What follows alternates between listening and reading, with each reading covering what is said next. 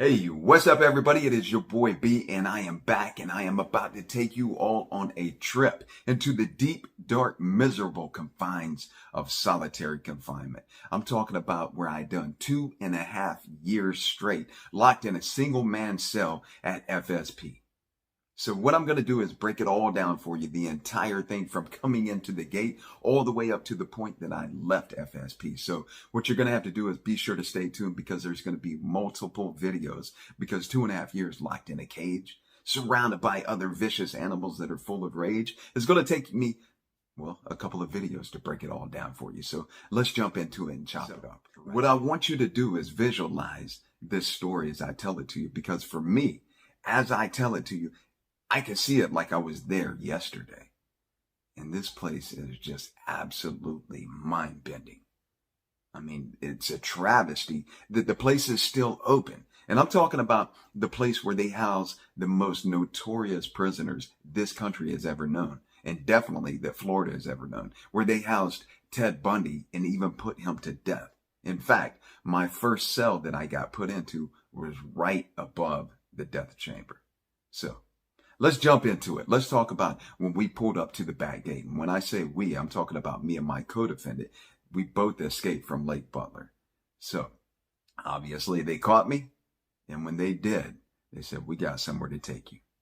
So here it is. We're coming up in a van, the back of a transport van. We're handcuffed with a chain running from the handcuffs down to a belly chain it's like a waist chain that goes all the way around your belly. And then from there, there's a chain that runs all the way down to your feet where you're shackled. So basically, you're handcuffed with a chain that runs all the way down to your belly, down to your feet. And they gave us the short chains. So we can't possibly stand all the way up when we're walking. We're kind of hunched over, but we're riding in the back of this van, right? And as we pull up to the gate and we get to they have two gates that you got to pull through. And when we pulled up to the front gate, they came out, they checked the van, looked under it, looked inside of it. They opened up the gate. And the entire time I'm trying to listen and I'm trying to look out this little bitty crack that's between the wall and the driver's seat of the van. There's like a little bitty crack that I can see through that I can then look out the front windshield. And all I see is this huge, long, rectangular shaped building that looks pretty spooky, to keep it real. It looks like some type of Halloween horror show. And I'm just like, whoa, we're about to go in here. So as we pull into the center gate, it's called the Sally Port, right? There's some officers that are walking around still looking at the van. They come up to the side of the van. You can hear them out there talking, and they know that we can hear them in the back. And they say to us, you guys ever been to FSP? I'm like, no, sir. Obviously. Look, now keep in mind, when you're addressing these officers that work, especially at FSP, if you get sideways any type of way, you could believe one thing, they're going to run it on you. They're not going to cut you no break. They're not going to play with it. You be a tough guy all you want, but you're not going to beat this squad that comes. Trust me. I ain't seen a person yet to beat that squad.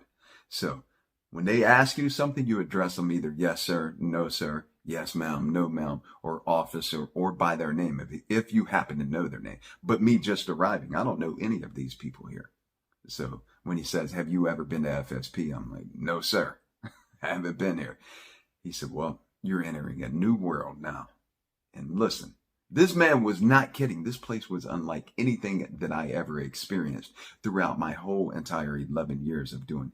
I did 11 years straight in the Florida prison system. Went to 10, maybe 11 prisons. I'm pretty sure it was 10.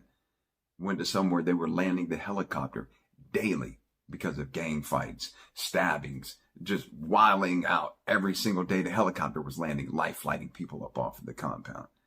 But FSP is an entirely different beast, unlike anything else that I experienced. So here we go. We pulled through the Sally Port. When we get to this, like the back of the building is the entryway. They pull up to this ramp and they open the back doors. They tell us to get out of the van. So as we get out, they got a video camera, like the handheld video cameras, right? Because they made this into a really big deal because we only escaped from a work camp, right? No big deal. We were minimum security. But a correctional officer that worked in my dorm brought me a correctional officer uniform and actually helped me escape. And we all got caught. So they knew about it. They knew exactly how we escaped. So they're making it into a big deal. And here's the bad part about that. I escaped from Lake Butler, and FSP they call it the Iron Triangle. So it's this little area of nothing but prisons. And they all know each other. They know this lady that helped me escape, and they are pissed off. Luckily for me, they're carrying that video camera though. So they order us out of the back of the van, and we're like shuffling our way, climb out of the back of the van. They're not trying to help us out. They're hoping that we're going to fall or something's going to happen and we get hurt. You can just tell the way that they're acting, right? So we step down off the van. Again, you can't stand all the way up because they give us a short chain. So we're shuffling, making our way up the ramp. You got to go into this building. This building is a long rectangular building. And when you look up at it, it's got like smokestacks with smoke coming out of the roof. It was in right at Thanksgiving, so it's cold outside. So you just see this like fog looking smoke coming out of the roof. Like I said, and it's just really spooky looking. It's a very old prison. And so we're coming up this ramp to go into the entry of the building.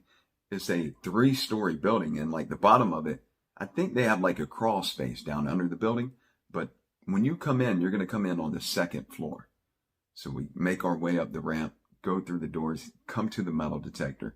They're walking us through the metal detector, patting us down again. They've already searched us multiple times, strip searched us, gave us the clothes that they wanted us to wear.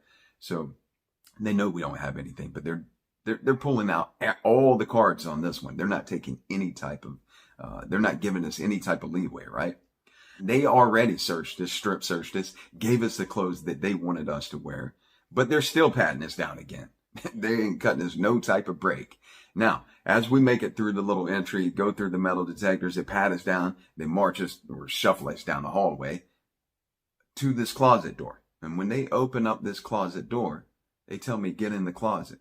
And I'm thinking to myself, why are you telling me to get in the closet? I'm not saying it, but I'm thinking it because you could tell they're waiting on me to say anything out of line. So I'm keeping all my thoughts to myself, but I'm like, damn, you're telling me to get in the closet? Luckily, they got this video camera right here that's supposedly recording, right? When I get in the closet, they start undoing my handcuffs, they undo my waist chain, they undo my shackles on my legs, and they tell me to get naked. So I'm like, all right, whatever, take my clothes off. And they search me again, right? I'm just like, why are they doing all this? But what they done was they gave me another pair of clothes. They tell me to put these clothes on. These clothes were like, man, you could have put these clothes on an elephant. These clothes were so big. The pants, like, there's no way to just like kind of try to keep them on. They're way too big. They do not fit. I'm like, sir, can I get a belt, please? He said, we ain't got no belts in this place. You're wearing no pants right there. Just like they are. I'm like, all right, yes, sir. Get all the clothes on. They shackle me back up, handcuff me, put all the chains back on, and they start marching me down the hallway. Now, this building is a long rectangular shaped building, and from what everybody says, it's a 1/4 mile long. And where you come in at the beginning, the backside, but at the beginning of the building, and where I'm going to be housed at when I first get to FSP is all the way at the other end of the building. So again, I'm with the short chain, belly chains, handcuffs, shackles on my legs, and clothes that are way too big. The pants are falling down. I'm having to hold my waist up and shuffle down the hallway. This is ridiculous, man. But you know, it is what it is. Make it all the way down the hallway, and we get to Q-Wing. Some of the old timers call it X-Wing. It used to be called X-Wing, but when I got there, it was called Q-Wing. Now, what Q-Wing is, it's a 3-story wing, but it's smaller than all of the other wings. The very bottom floor of Q-Wing is where the electric chair is, and where the lethal injection table is. So for those people that are going to be put to death, that's where they're being put to death, right downstairs. And they still have the electric chair and they have the lethal injection because, you know, they give you a choice of which way you want to be put to death. So we come into Q-Wing, and you know what, let me tell you, when all of the doors on the wings, this place is so secure that It's not like most compounds where an officer can walk up, put his key in the door, turn the lock, and open the door. This one doesn't work that way.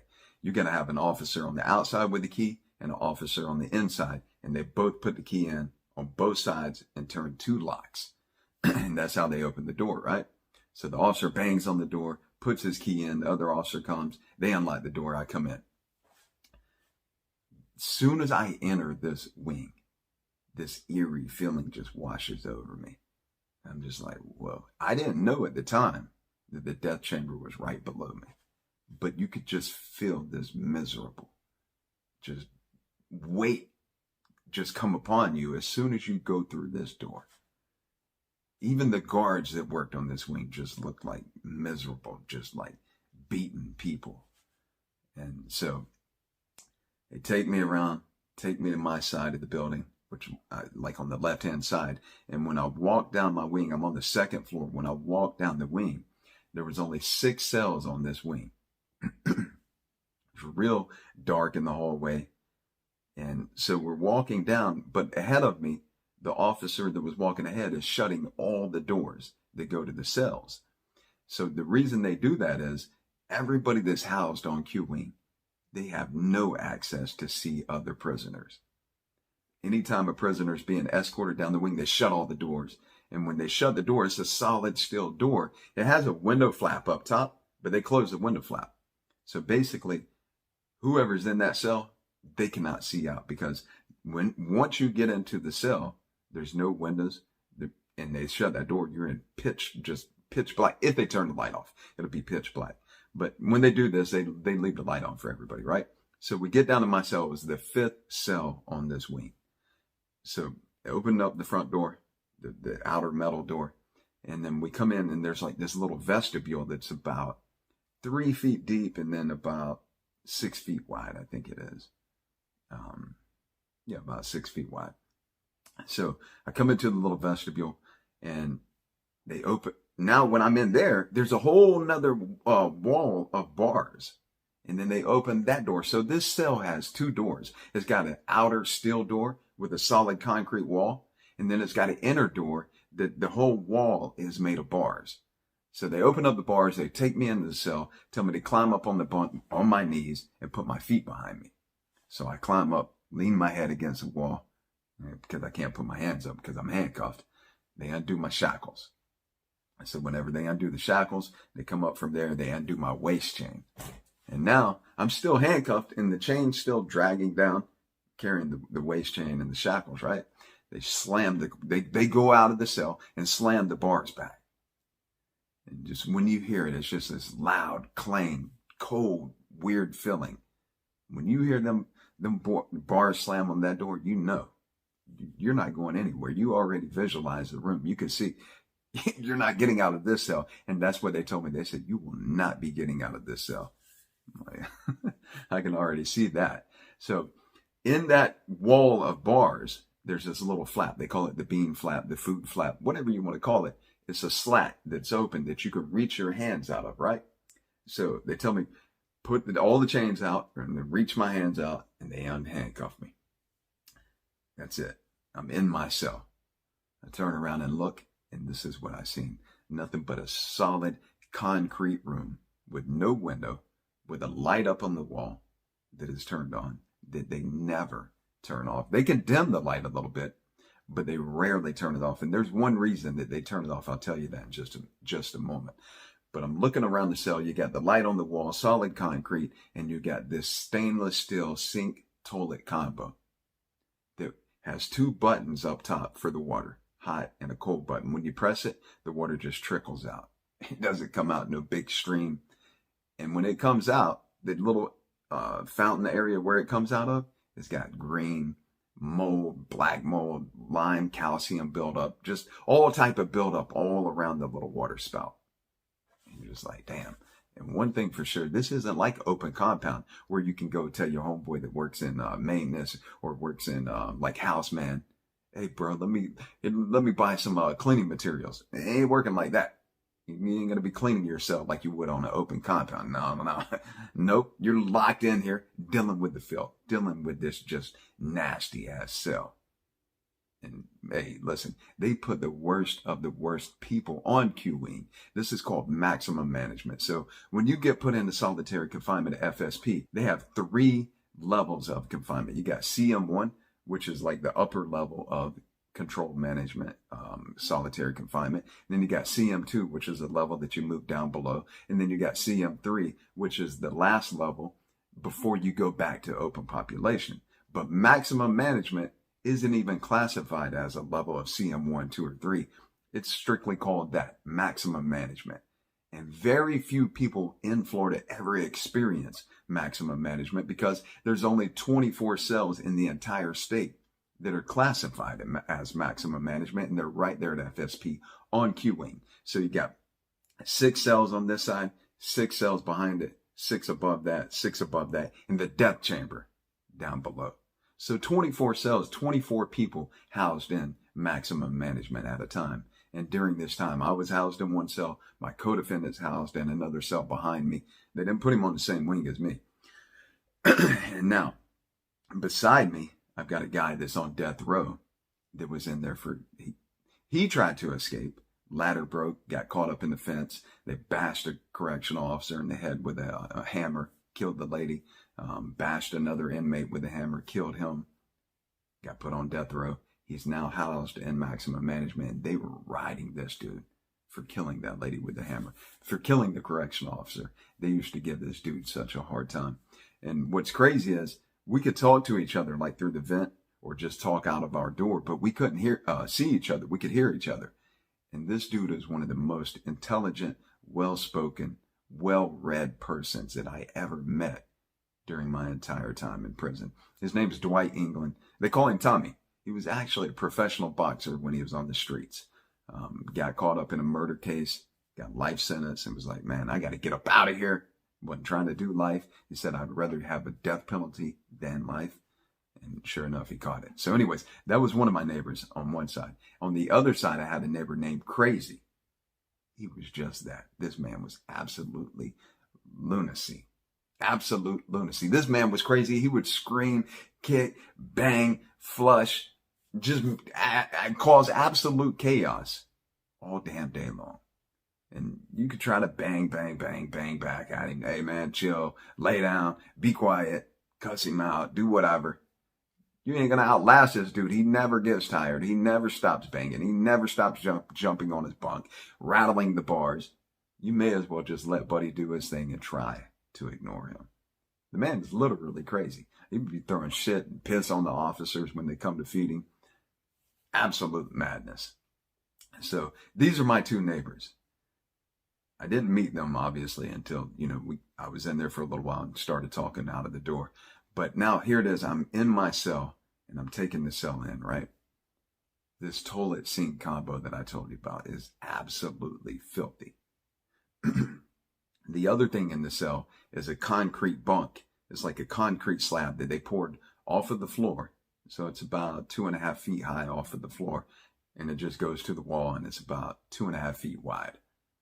It's where you lay your mattress right there on top of it. You get no pillow. You get a real thin mattress to just lay on. And you get a blanket and I think 1 sheet. You may get 2 sheets. Not absolutely positive on that. But all the privileges that you get on open compound, being able to go to canteen, being able to use the phone, being able to watch the TV, being able to go to the library or get some type of educational books out of the library for the people that like to go to church, sporting activities, whatever it is that you were into, or even your job on open compound, you get none of that in here. You're not getting canteen. They don't even have a TV on Q wing. The canteen that you get to order is going to be cosmetic type stuff. You can order deodorant. You can order toothpaste. You can order a toothbrush, but it's about this big. It's a little security toothbrush.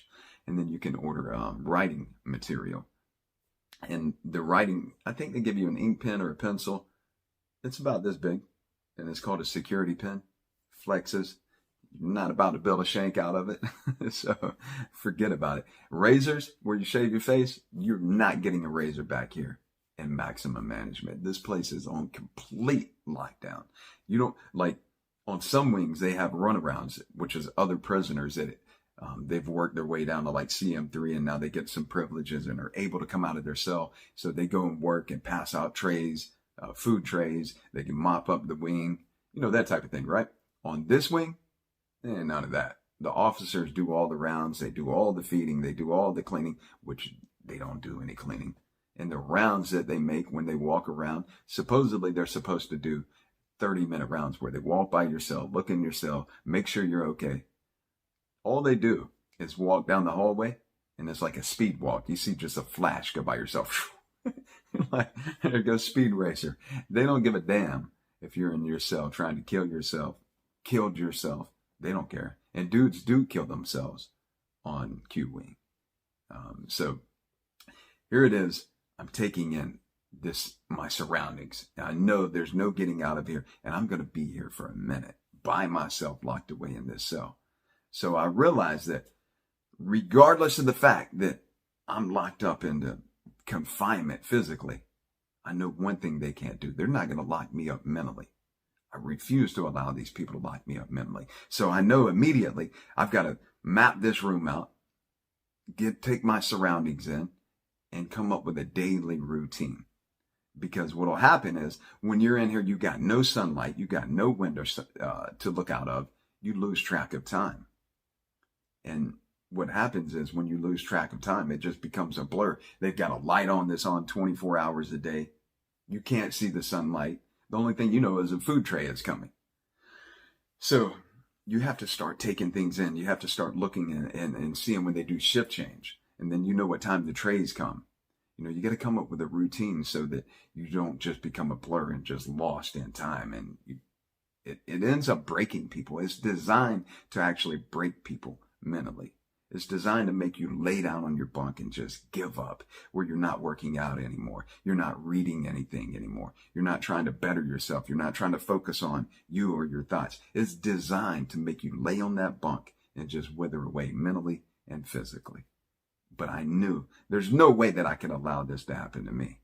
Absolutely not. I'm not going to let these people break me. So I started to come up with a little schedule. I started to take my cell in. I actually measured this cell out foot by foot. So that when I told you they don't turn the light off, except for special reasons. One of the reasons they'll cut the light off is like when this dude crazy next to me is banging, kicking, raising hell, throwing stuff on the officers. They'll say, all right, you keep on. We're going to put you in pitch black. They tell you they're going to put him in pitch black. They're going to put the whole wing in pitch black. Because not only do they want to mess with him, but they want to piss the other people off so that everybody's telling him, hey, man, lay down, be quiet. Everybody's raising hell with him, right? But he doesn't give a damn. This dude crazy doesn't give a damn who's raising hell with him. So what they do is turn the lights off and shut all the doors to the cells. And you're sitting in pitch black. So eventually your eyes start to acclimate to this pitch black, right? You got no light penetrating this cell. But what you have to do as soon as you come into your cell is acclimate yourself with your eyes closed. You start walking around the room, measuring the room out, walking forward, walking backwards, walking sideways, walking to your sink, walking to your toilet.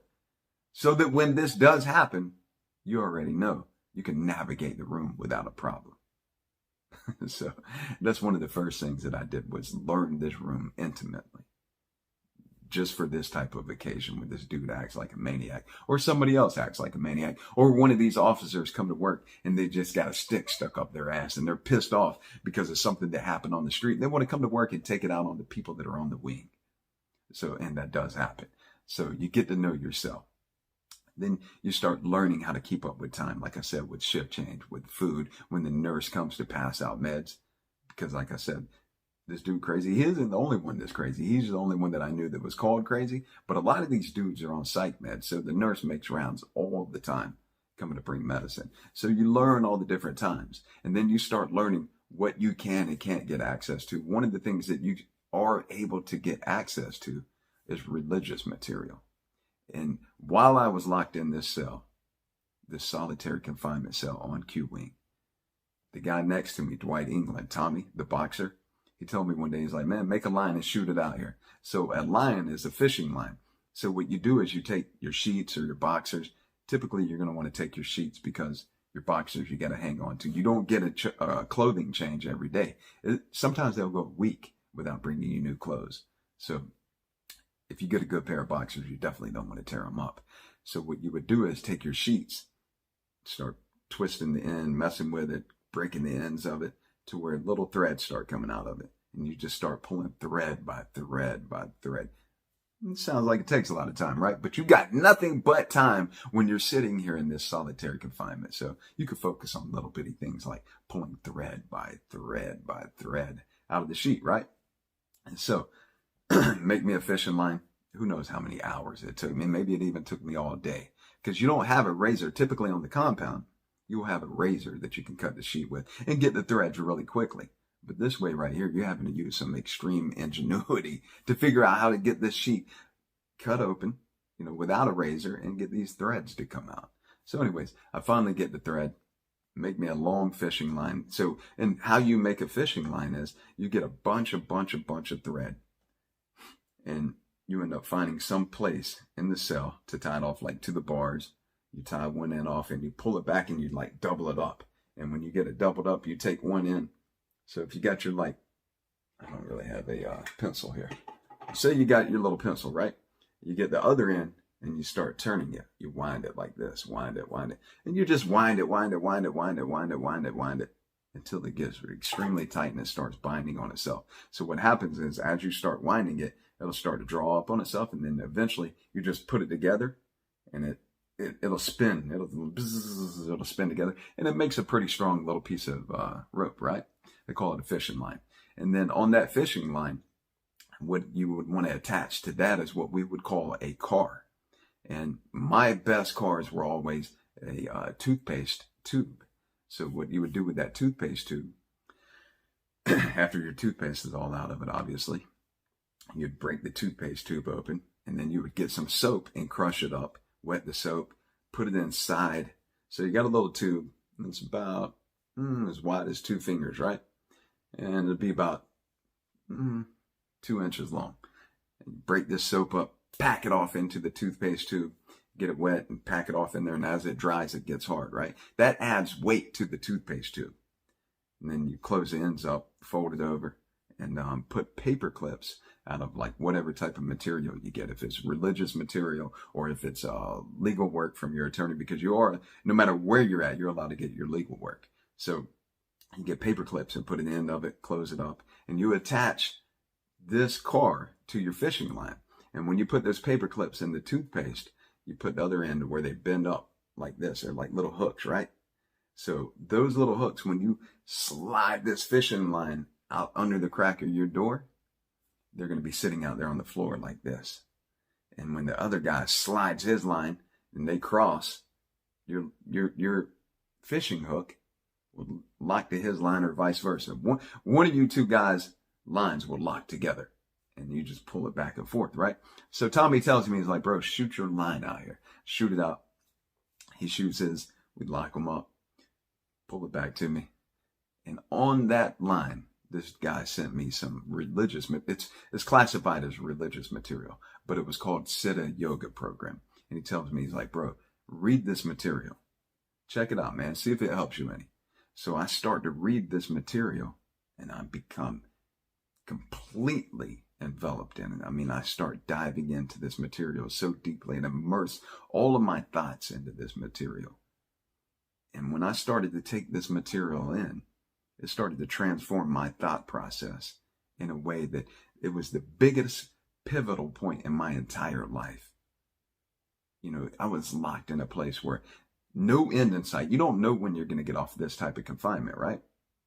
And here I am locked in this cell reading this material, and I start to realize that regardless of where I'm at, nobody else has the power to make me feel a certain way or think a certain way. And it just completely started to free my mind to the point that here I am locked in this cell, but I could visualize myself anywhere I would wanted to be in the entire world. And I worked out a lot while I was in the cell. Obviously came up with a workout routine, keeping myself in shape.